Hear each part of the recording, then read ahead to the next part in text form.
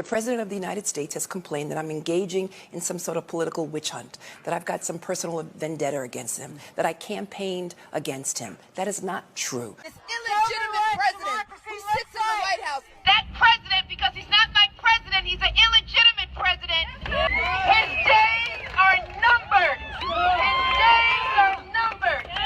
We've got to get ready to mobilize, and we've got to get ready to agitate and irritate until victory is won, but more importantly, until Trump is defeated.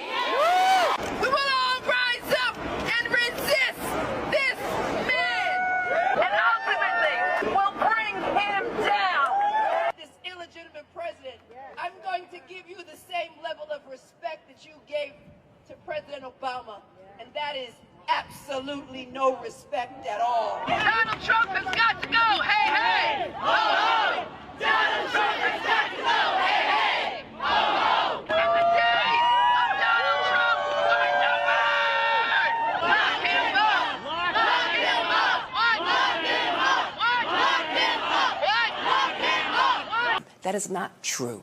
A few moments later. Moving on, after Joe Biden, U.S. President Donald Trump has revoked the security clearances of his Secretary of State Antony Blinkin and former National Security Advisor Jake Sullivan.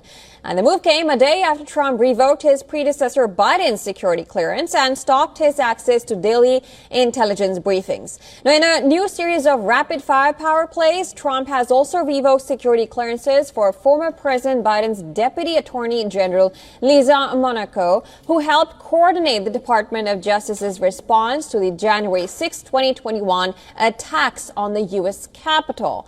Now, clearances of the New York Attorney General Letitia James and Manhattan District Attorney Alvin Bragg, who led cases against Trump, were also removed. So late last night, I saw this come across my timeline on X. If you're not following me, make sure you are at Real Melanie King. All of my socials are on here on the screen, but also the links will be below. But let me, this is a notorious Trump hater. This is a very liberal person on here that posted this, and they were very upset. But let me read it to you. So, breaking, President Trump has just revoked the security clearances of Secretary of State, former Secretary of State, Antony Blinkin. Oh, and he has a typo. New York Attorney General Letitia James and Manhattan District Attorney Alvin Bragg. These actions are unprecedented in a democracy. This is not about national security. It's a calculated move of political retribution and obstruction. By targeting officials involved in investigations and foreign policy, Trump is undermining the rule of law and putting America's security at risk. So I just wanted to give that to you, just to get you, get your blood boiling a little bit. But there is so much to this story I want to get into, and it actually involves a story that I broke last year on YouTube. I didn't write the article, but I broke it on YouTube about Letitia James and some dealings that she had with the Irish Society.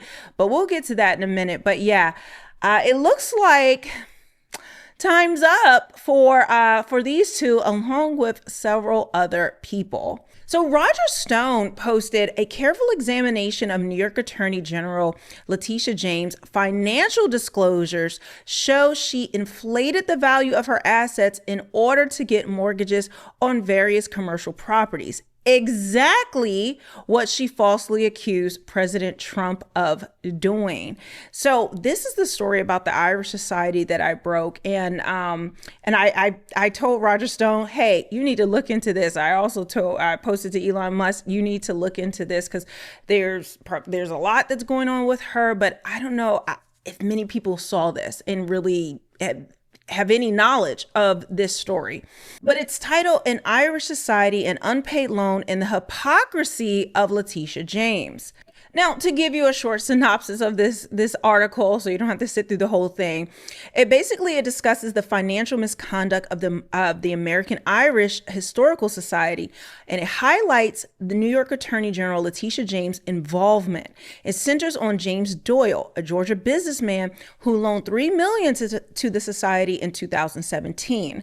The loan was backed by the society's historic Fifth Avenue mansion.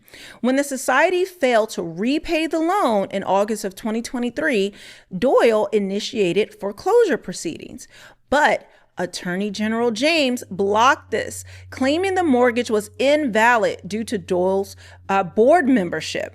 And the article points out the irony of James had previously prosecuted Donald Trump for inflating property values, yet here she is accused of supporting a similar practice. This case is portrayed as showcasing James' hypocrisy in handling legal and financial matters. So this is just one thing that was uncovered, and I know there's many more if you dig into her history and her dealings, and it is claimed that her net worth is in the millions, 20 million plus, and people are trying to figure out how is that possible. So this is just one example of her hypocrisy, where she supports people that she agrees with overinflating the value of their properties, but for her, it was such a big deal that Trump did this, allegedly. That's what that whole lawsuit, the whole case was about. And so Letitia James is in trouble. Now, on top of their security clearances being revoked, they no longer can get into federal buildings. President Trump just banned Letitia James and Alvin Bragg from entering federal buildings. Trump said they will be given given exactly the same punishment as Biden and other crooks. And then, this is the best news ever. I have tears of joy flowing down my eyes. So they are barred. They can't even enter any type of federal building. Now, this goes along with Trump also revoking the security clearance of Biden, which is what Biden did to Trump when he was sworn in as president. Now, I posted on X and would just put this out here because I want you to see what Laura Loomer had to say. She seems to have some intel that no one else does. And I just put, what does she have on Letitia James? So let's go there really quickly. Laura said, I have very damaging receipts on Letitia James, much more than what I posted last year, which was shared by POTUS. Very powerful people would be able to do massive damage with these receipts in their hands. These powerful people have my number. They should call me. Now, this is very intriguing because Laura Loomer breaks a lot of stories. She does a lot of deep investigations, and a lot of times her information turns out to be true. So whatever she has on her, this is above and beyond anything else that we have already seen. Now, Laura had posted a few days ago, before all of this went down, she says, it's a scoop that the White House source tells me President Trump will be firing even more DC bureaucrats throughout the weekend. It's getting spicy at the White House this evening with a Friday night fire special. President Trump has dismissed the Kennedy Center, the archivists, and the visitor boards of Army, Navy, Air Force, and Coast Guard. Biden lost his security clearance, and I have been told by White House sources there is more firings and announcements coming. So this shows that she does have an inside scoop on what is going on at the White House. And as she predicted, a lot of these things came true. Now, we need to see what else is going to unfold. The Super Bowl is today, so I don't know how much they're going to announce coming from the White House, but we definitely need to stay tuned on what's coming next. Now, about a week ago, this is also what Trump did. It says Trump is expanding his order that revoked the security clearance of the 50 intel officers who pushed the Russian disinformation lie about Hunter's laptop. All 50 are now also banned from U.S. government buildings per White House memo obtained exclusively by the Daily Wire. So the Daily Wire reported that, and that is on their page. I won't go through all of that, but you get the gist of, like, there is a reckoning happening right now for all of the hoaxes and lies and corruption and fraud that we have seen take place with this government, and no one has held them accountable. Why? Because the people that are supposed to hold them accountable, they don't. Instead, they participate in it. They're part of the plot, and they point the finger at others. Well, they did point the finger at others and say that they're doing all of this, but we aren't. We are the arbiters of justice. We're the arbiters of democracy. But now that Trump is back in office, they can't make those claims anymore. They'll still shout it and scream and cry and have these tantrums that we've seen them having all over the place on the news and on social media.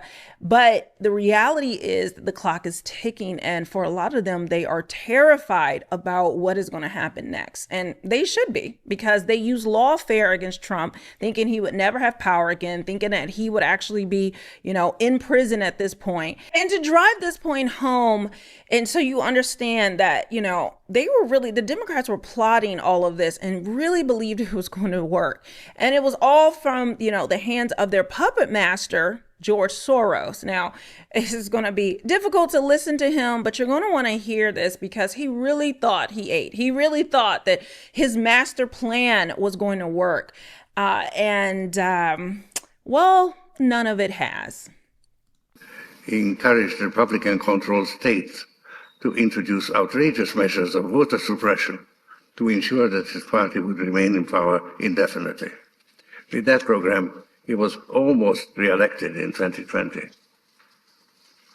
My hope for 2024 is that Trump and Governor DeSantis of Florida will slug it out for the Republican nomination. Trump has turned into a pitiful figure, continually bemoaning his loss in 2020. Big Republican donors are abandoning him in droves. DeSantis is shrewd, ruthless, and ambitious. He is likely to be a Republican candidate. This could induce Trump, whose narcissism has turned into a disease, to run as a third-party candidate. That would lead to a Democratic landslide and force the Republican Party to reform itself. But perhaps I may be just a little bit biased. So if you couldn't understand it, this is what he's saying, that this could induce Trump, whose narcissism has turned into a disease, to run as a third party candidate. He's talking about Ron DeSantis running, and Ron DeSantis would be the Republican nominee, and then Trump would be pushed off to try to run on his own. His donors would abandon him, and, it will be the end, essentially, of the Republican Party, and that Democrats will be able to, essentially win in a landslide for infinity. And then he says, I may be just a bit biased. Yeah, you think it's not, you're not biased. You are beyond bias. You are the puppet master. You're the one that tried to come up with this plan to destroy not only the Republican Party, but the base. But isn't it sweet? Isn't it sweet how it just backfired on this fool? Guys, make sure you follow me here and also on my channel, Melanie Offscript. I'm going to be posting throughout today, as I do every day on both channels. I'm going to try to do that. And as well as, if you want to support my channel, my Cash App is below, as well as you can pick up some merch from my merch store at realmelanieking.com. And with that, I will see you very soon.